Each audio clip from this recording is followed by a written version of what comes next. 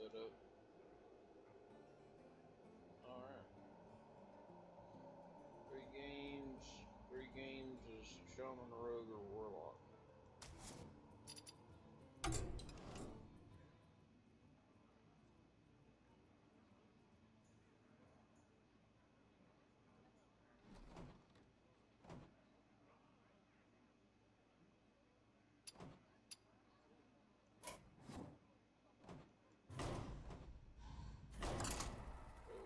We'll go with Shaman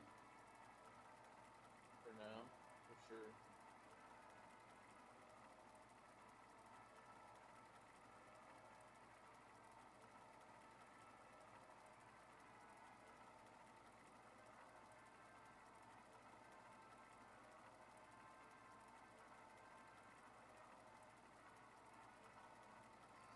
All the way, baby. All the way. Lady Vash versus Gerash. Victory or death!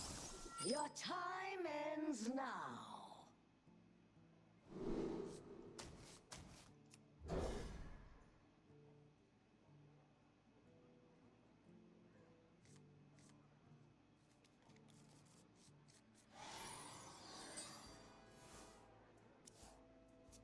Ha ha!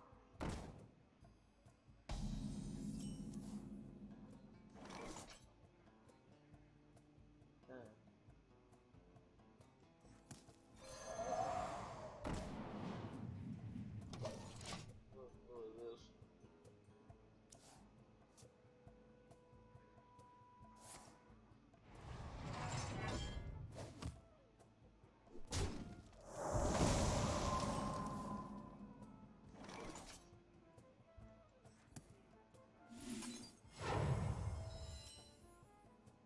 No.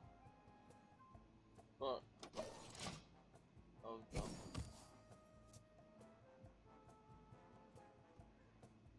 X marks the spot. Ha ha!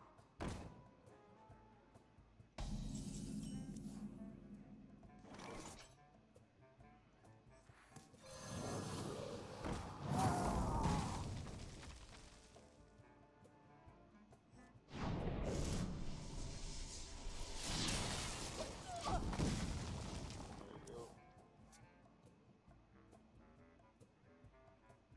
For the War Chief! Oh shit.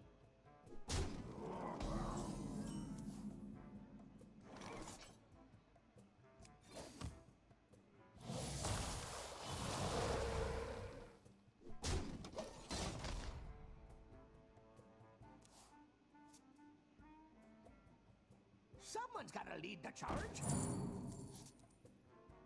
Blood and plunder.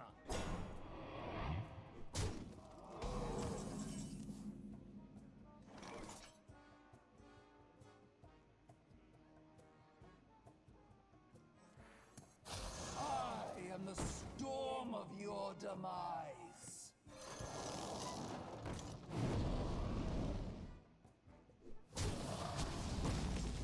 Killed that.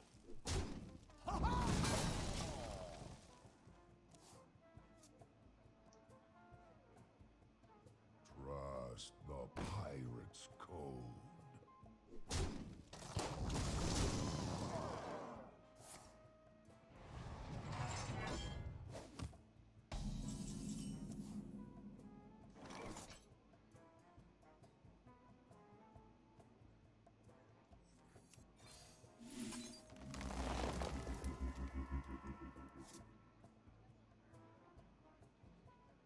Thunderstruck!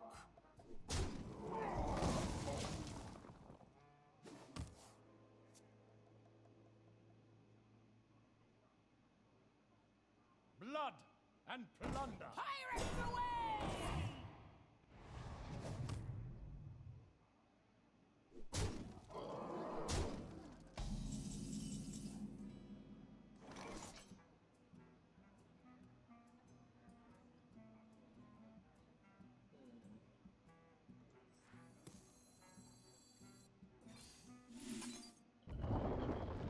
Job's done.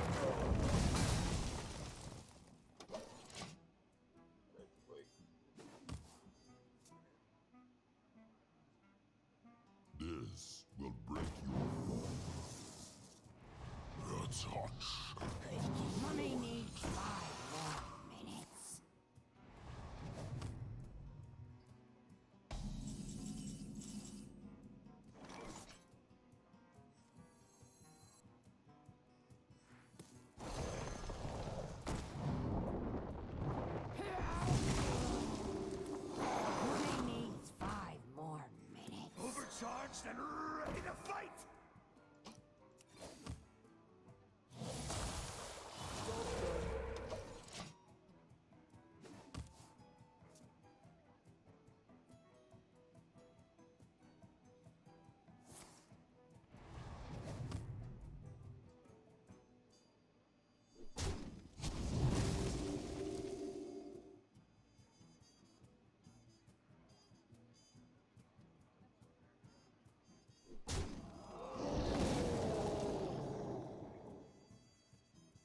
Treasure? Loot?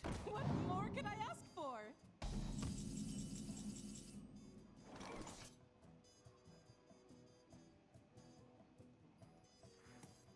Energy. Power. My people are addicted to it. Wrong one. That's alright.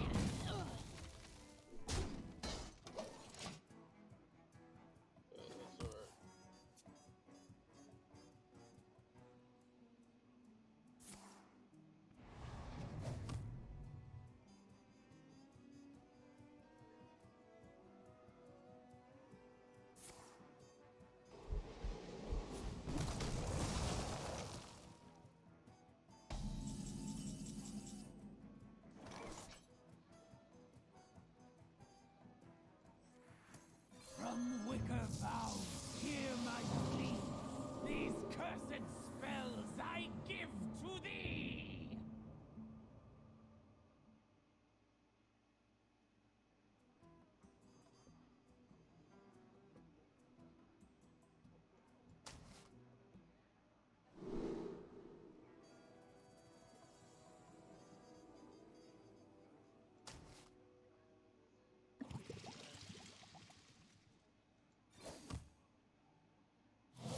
Follow Chanel!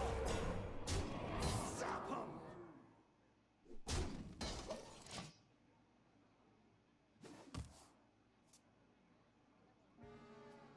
The fires of vengeance burn bright!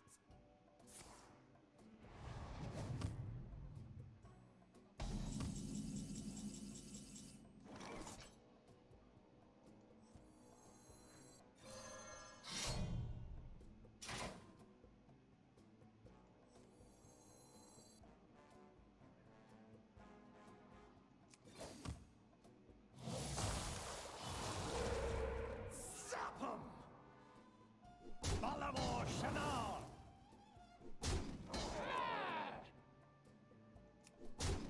Taste my sting. Taste my sting. Oh. They ain't pulled anything yet.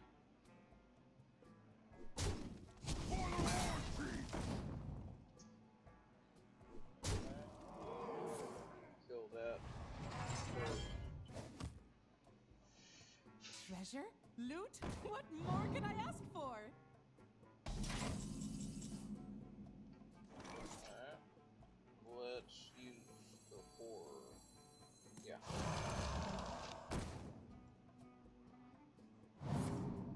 Oh. Delicious. Whoops. Watch your manners. Forgot what the other spell was.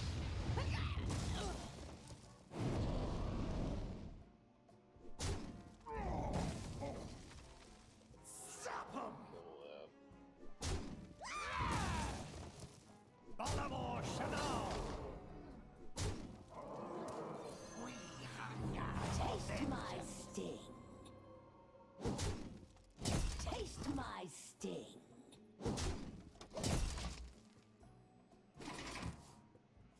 Alright.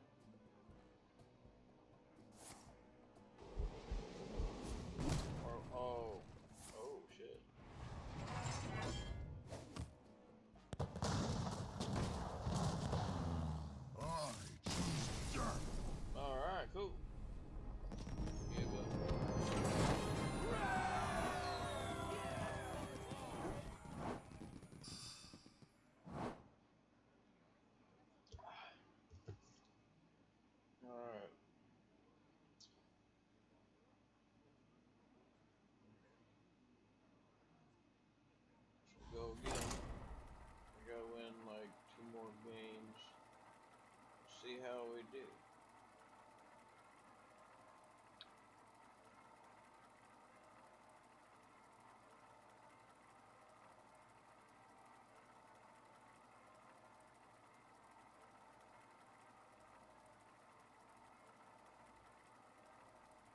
Oh, hell yeah, dude.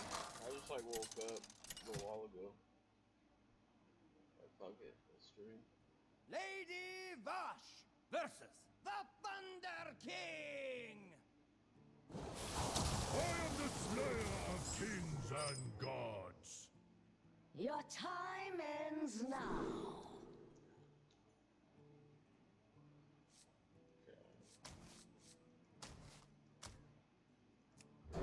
Then Backcry, if you cast a spell, last turn discover a spell.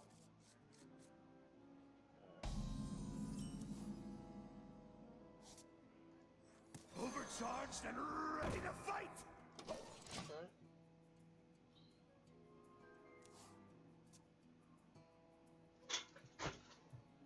Let's fuck the cat.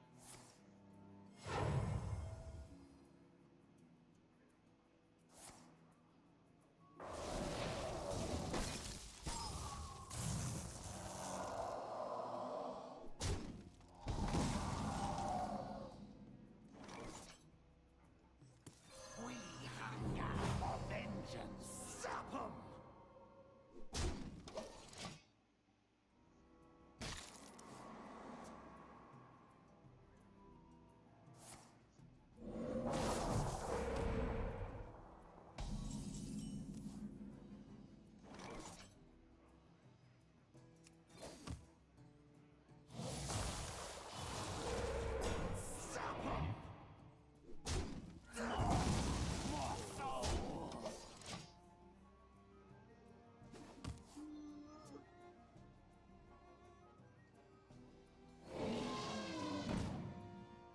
Never played.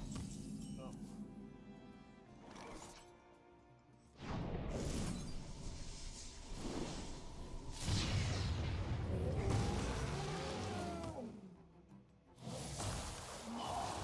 More souls!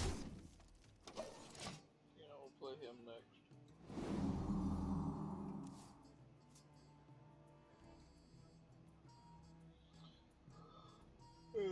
Get a spell. Oh shit. Hell yeah. Dragon Lord.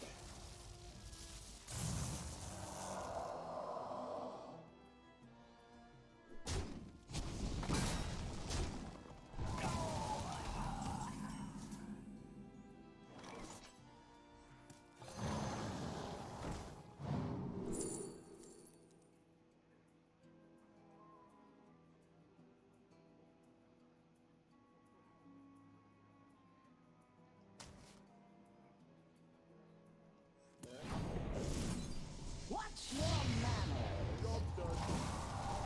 Sounds like the perfect card.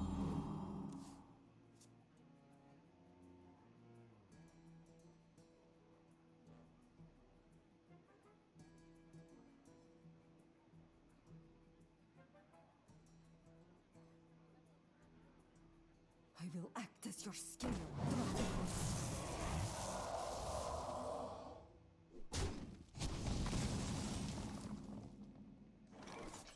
Okay. Yeah.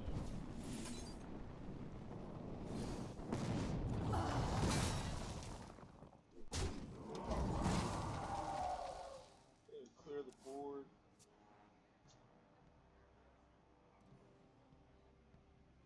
Double the power, double the storm!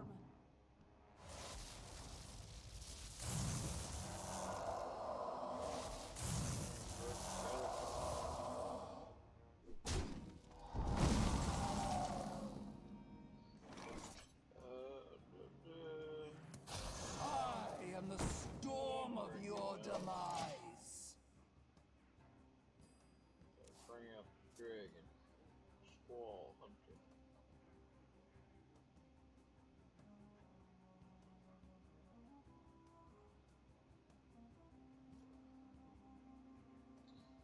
Gonna wait for her to make a move.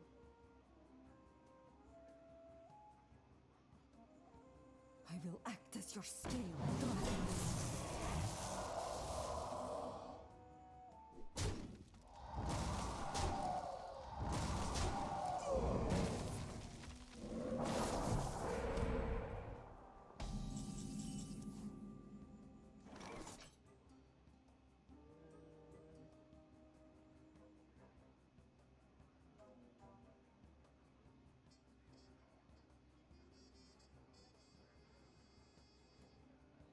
Yeah, let's go ahead and do Hagatha.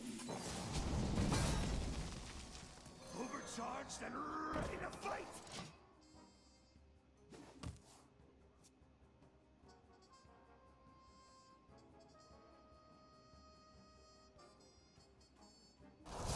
The elements bend to me! These holes.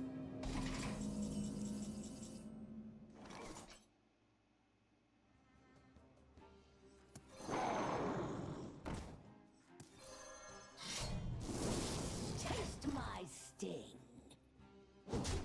Taste my sting. Job's That done. out. That.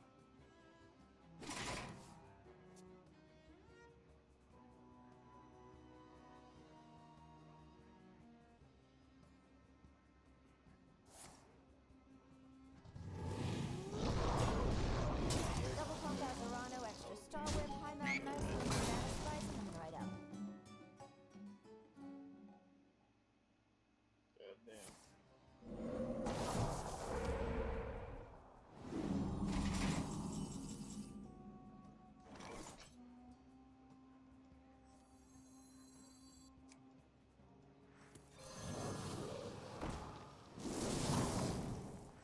Okay.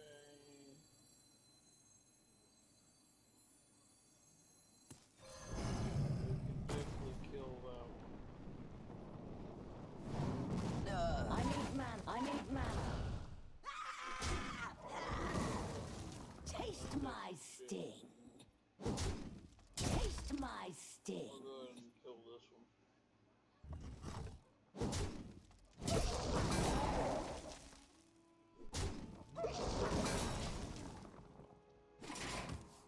Joe got them both down.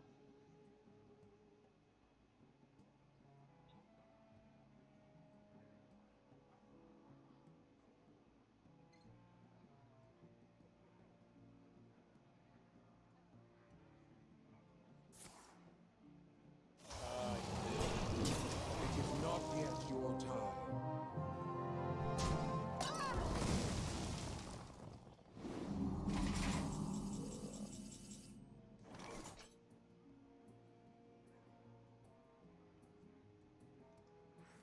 Energy. Power. My people are addicted to it.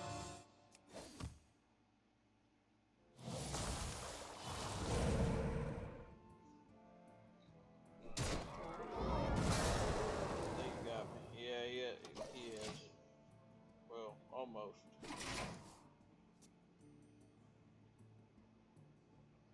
He can almost kill me. It's 14 damage. How about a new life? How about a new life? Merely a setback. 14, 15. Almost.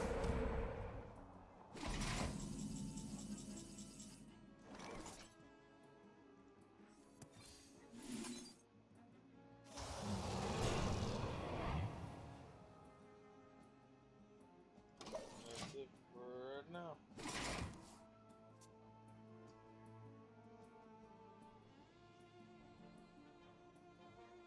Pulled out. He pulled out his. I pulled out mine. Let's see what he's gonna do now. Life steal. Oh,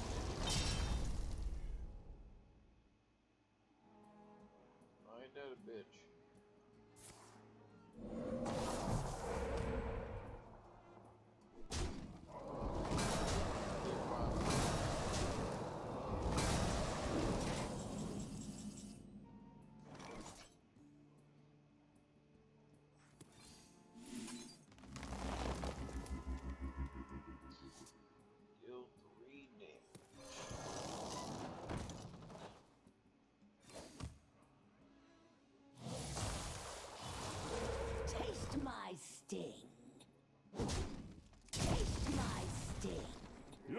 quest for victory is formidable.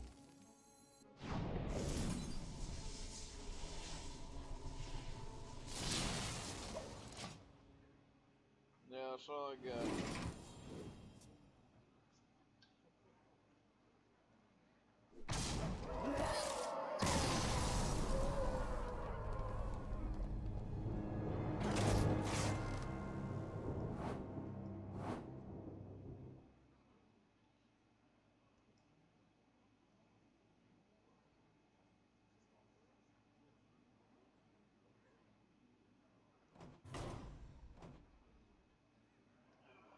I can do one more.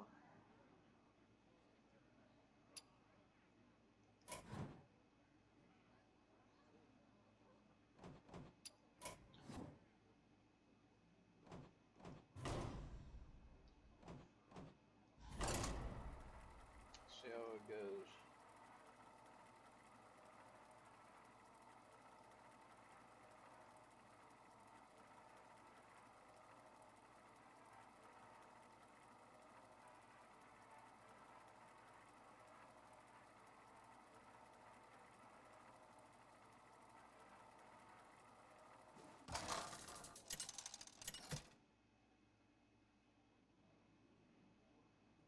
Lady Vash versus Jaina.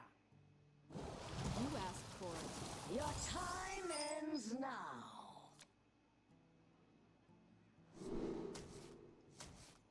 Okay.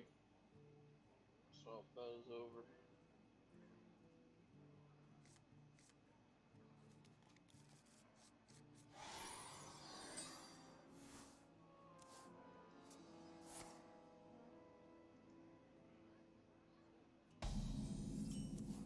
Okay, here we go. Wait. Legal Eagle is coming in loud and clear thanks to Ting Mobile.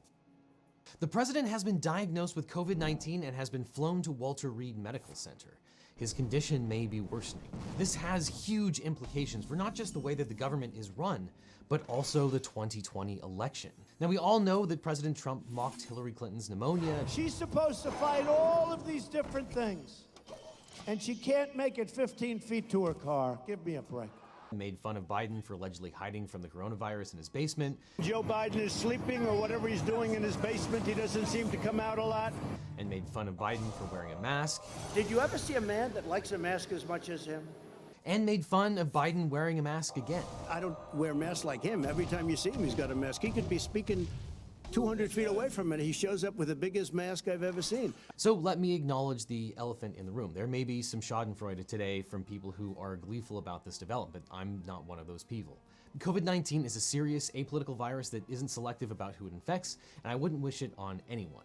Many people who work in the White House or Congress or attended fundraisers or debates with Trump's staff were also exposed, and we should hope that they all recover with no complications. However, this is truly unprecedented for many different reasons. First of all, the major presidential candidates both are over the age of 70. Joe Biden and Donald Trump are both in the high-risk category for health complications from COVID-19. And it would be irresponsible not to consider what happens not only to the campaigns, but also the country as a whole if either of them dies or becomes incapacitated, especially since President Trump was diagnosed with coronavirus just 33 days before the election.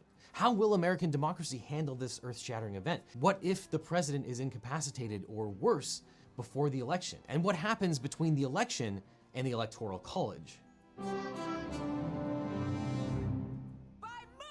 Hey, Legal Eagles, it's time to think like a lawyer and a doctor. The president has coronavirus, and all four candidates for president and vice president are mixing and mingling with the American people during the pandemic.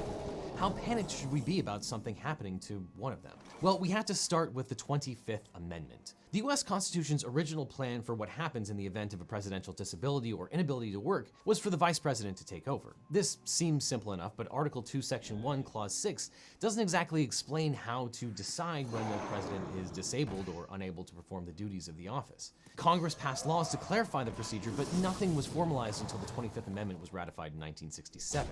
So let's talk about Section 3. Section 3 of the 25th Amendment provides the president with the authority to declare him or herself unable to discharge the powers and duties of the office. If the president makes a declaration, this officially transfers authority of the office to the vice president, who exercises it as the acting president until the president reclaims this authority by declaring the disability to be ended. This could apply if the president was having surgery, for example. The key aspect of Section 3 is that the president has discretion over when it applies and when it ends. This has happened a couple times before. Ronald Reagan sent a letter suggesting that he was invoking Section 3 when he underwent surgery for a polyp.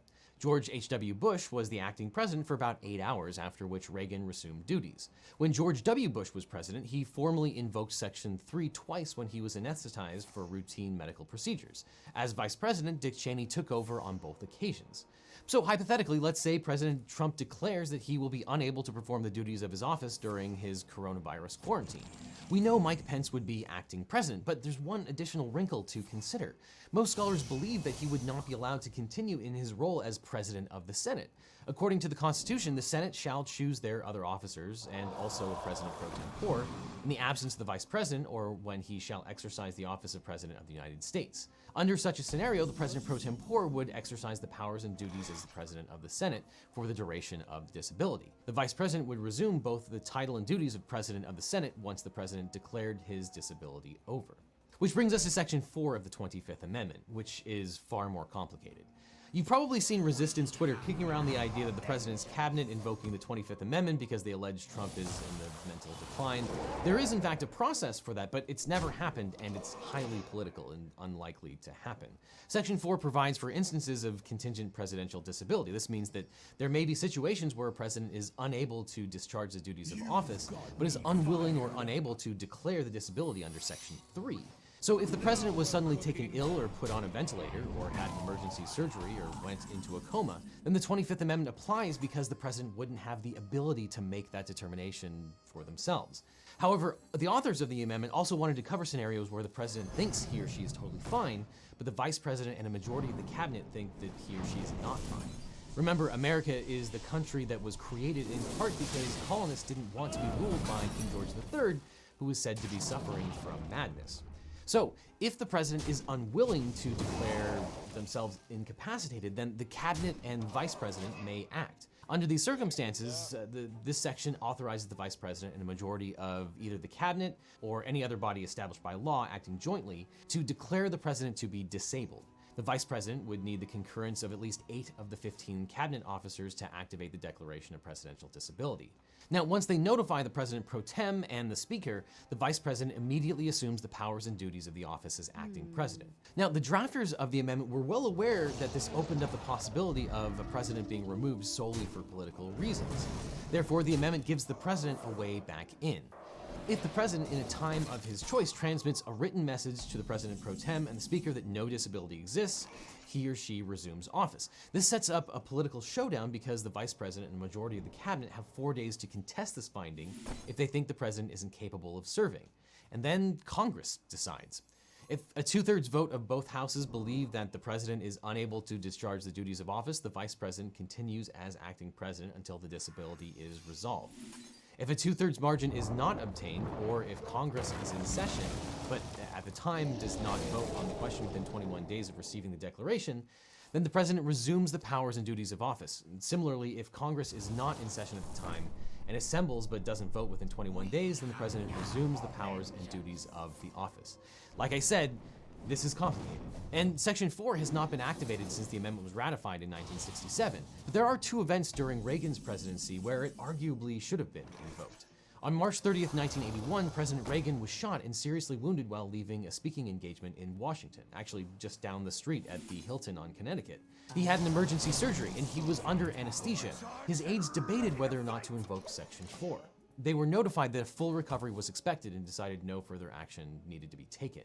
When President Reagan was shot, Al Haig, his Secretary of State, made the big mistake of telling the press that he was in control while the president was in surgery. As of now, I am in control here in the White House, pending return of the Vice President, and in close touch with him If something came up, I would check with him, of course. This was considered a faux pas demonstrating ignorance of the Constitution by a high-ranking official, which made the government look particularly bad. And although people remember Al Haig's comment, few people are even aware that the other side of Section 4 was also in play during his presidency. Reagan's mental status was also questioned by staff when he was in office. In 1987, former Senator Howard Baker, President Reagan's newly appointed chief of staff, reportedly received a memorandum from an aide that claimed the president was inattentive and inept. The memorandum went on to urge Baker to consider the possibility that Section 4 of the 25th Amendment might be applied. Baker concluded the president was attentive and alert, and at a March 2nd meeting, dismissed the report. 5 years after President Reagan left the presidency, he was diagnosed with Alzheimer's, and we don't know definitively whether he suffered from the disease while he was in office. But what happens to the presidency in the line of succession is pretty simple in comparison to what happens if a candidate dies before the election. And that is the big question on many people's minds right now. We don't have a federal law that specifies what happens if a candidate for president dies before the election. In the absence of a federal law saying if a candidate dies, we do X, Y, and Z, we have to look to several places to determine what happens. We look at the rules of the political parties, state law, and cases which are similar, but I warn you that this is largely uncharted territory because we've never had a presidential candidate die right before an election in the modern era, and we don't have any Supreme Court cases directly on point. So let's first examine what the political parties have to say about this issue. The Democratic National Committee has a clear rule for the situation. The 447 members of the DNC would meet and choose their new nominee. The DNC chair, currently Tom Perez, is required to consult with the Democratic leadership in Congress and with the Democratic Governors Association. After the consultation, the chair provides a report to the DNC members who then make the choice. Presumably, in this case, they would pick Kamala Harris if Joe Biden were incapacitated or other. But they're not required to do so.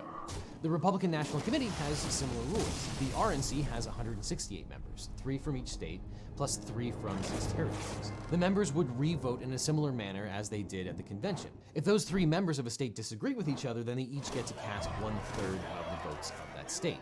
And again, they might pick Mike Pence in this situation, but they're not obligated to put him at the top of the ticket. As an example, consider the 1972 general election, when the Democratic Party filled a vacancy because vice presidential nominee Senator Thomas Eagleton resigned at the end of July.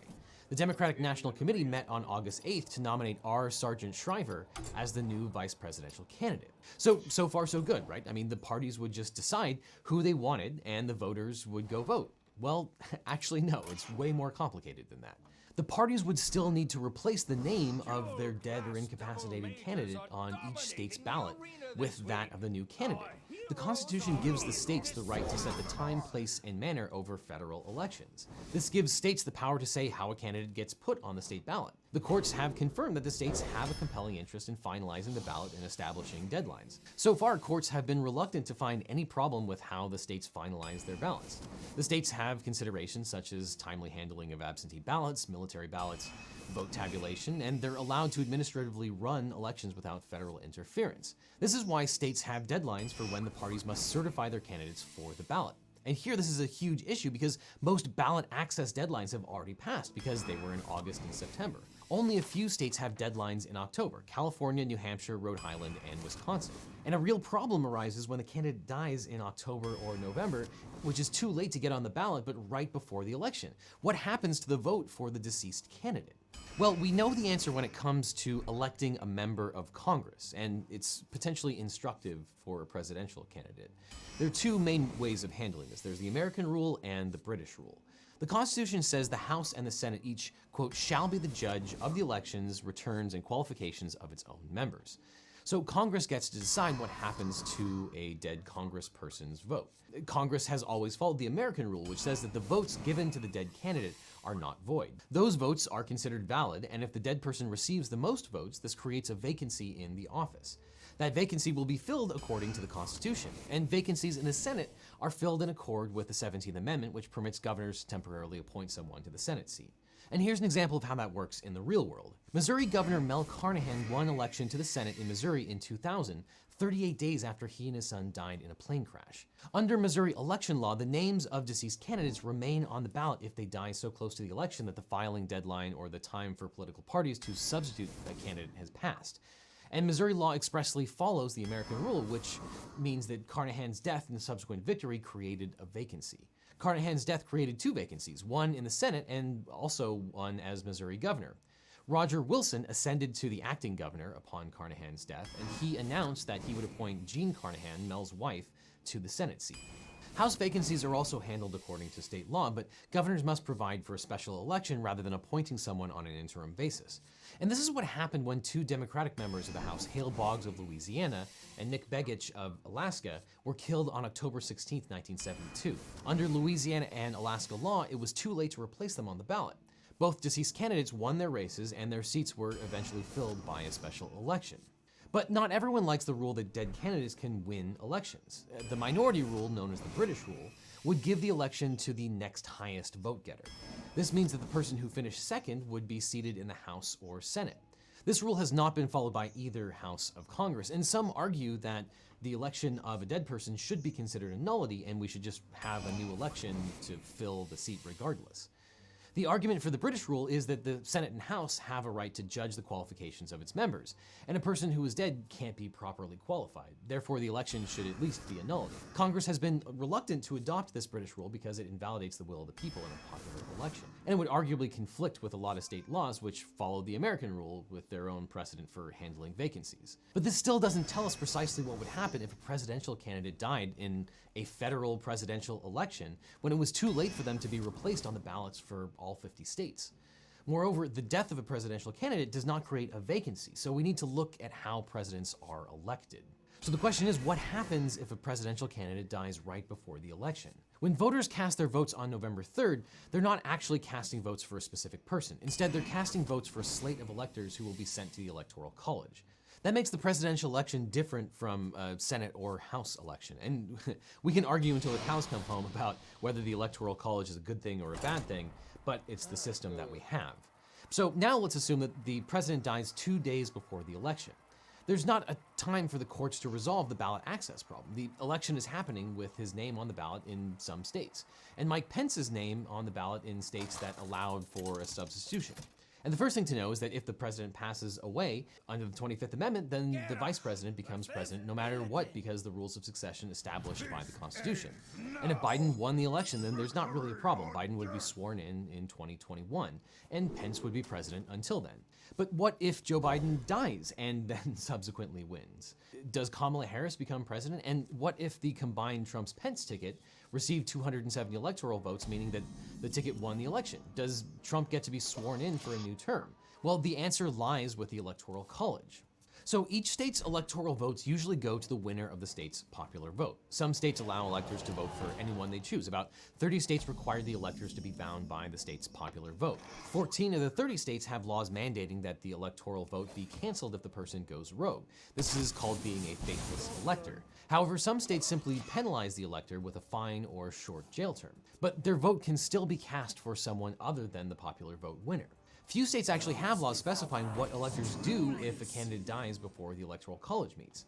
Indiana law says that electors should switch their votes to the political party's replacement candidate. So if a deceased candidate Trump wins under Indiana law, the electoral votes would go to whomever the Republican Party replaces him with, which may be Mike Pence, but it could be somebody else.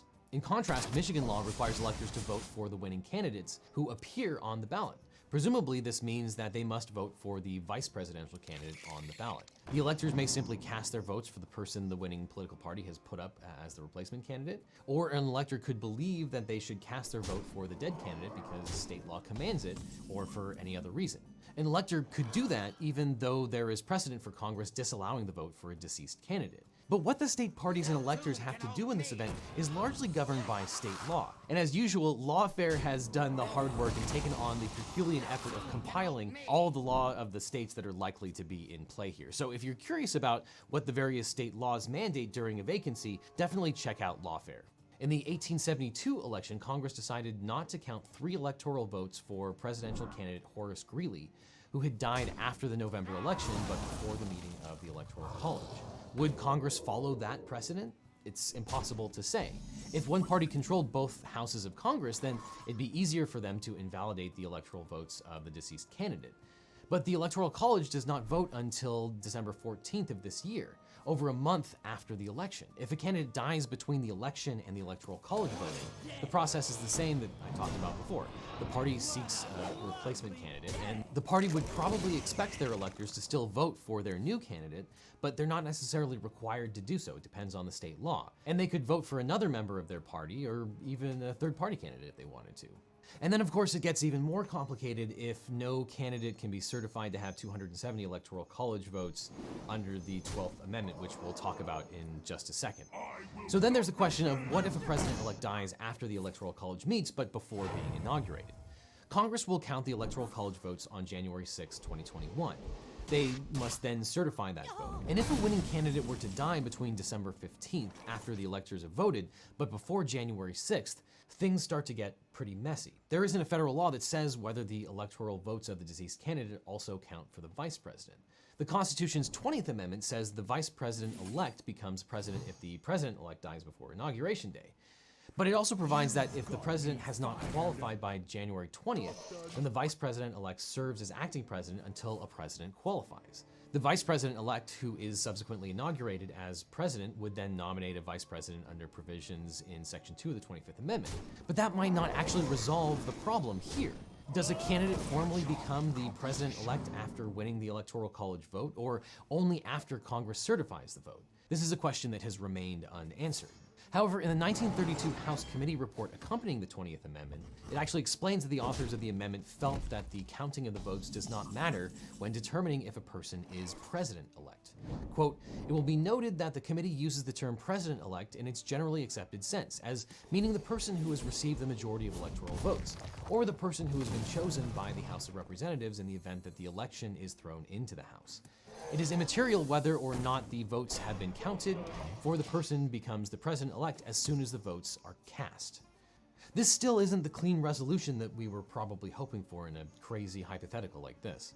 If Congress says it cannot certify the count for a dead candidate, for whatever reason the Congress chooses, then the House of Representatives picks the president according to the 12th Amendment. Under the 12th Amendment, if no candidate for president receives a majority of the Electoral College votes, then the House gets to decide.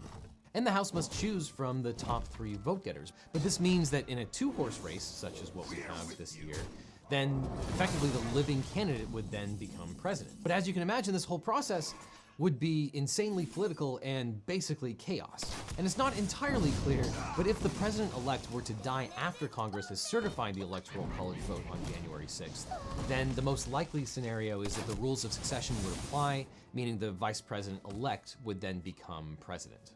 But this whole situation sounds like a recipe for absolute chaos, and I think I speak for most Americans when I say that hopefully this is a normal election between 2 healthy individuals and the winner wins fair and square. But at the end of the day, if things do go pear-shaped, it's basically a matter of state law. But those laws only come into play if the election is close. So let's make this election a blowout and avoid another Bush versus Gore. So call your friends and family and tell them to vote, absentee or in person if they can. And the best way to make that call is with Ting Mobile. Ting provides great LTE 5G coverage because it partners with the biggest carrier, so you get the benefit of 3 massive networks. Because Ting Mobile is a different kind of mobile provider. With Ting, you only pay for your actual data and services that you use at the end of the month. And because you're only paying for what you actually use, Ting customers pay on average just $23 per month for one device. And with Ting, you can use almost any cell phone, including the newest iPhones and Google Pixel phones, and you can use the same phone number you're using right now. There's no contract, overage fees, or any other carrier tricks. You just pay a fair price for the talk, text, and data that you use up every month. And Ting has award-winning customer service. Because they don't have any brick-and-mortar stores, not that any of us are going to brick-and-mortar stores these days, they pour all of their resources into their phones and online support. And if you have any issues, you can give them a call and you'll immediately talk to a real human being. With Ting, especially if you're around Wi-Fi all the time, which of course most of us are since a lot of us are working from home, you'll end up paying way less than you do now because you're not actually using cell service, you're using the Wi-Fi coverage. Of course, some people should pay $200 a month for unlimited data if they're nowhere near their homes. But if you're surrounded by Wi-Fi all day long, then you might be paying hundreds of dollars more for your cell phone completely unnecessarily. And Ting gives you the option to pay only for what you use. So if you go to legaleagle.ting.com, you can use your last bill to compare just how much you would save. And Legal Eagles will get a $25 credit by going to legaleagle.ting.com. And that could cover your entire first month of service. And since there are no contracts, you can try it for a month, no strings attached. Again, all you have to do is click on the link in the description or go to legaleagle.ting.com and get a $25 credit for whatever service you want. Plus, clicking on that link really helps out this channel. So, do you agree with my analysis? Leave your objections in the comments, and check out this playlist over here with my coverage of all of the crazy things that are happening right before the election, because it's 2020 and the law is crazy. So, click on this playlist, and I'll see you in court.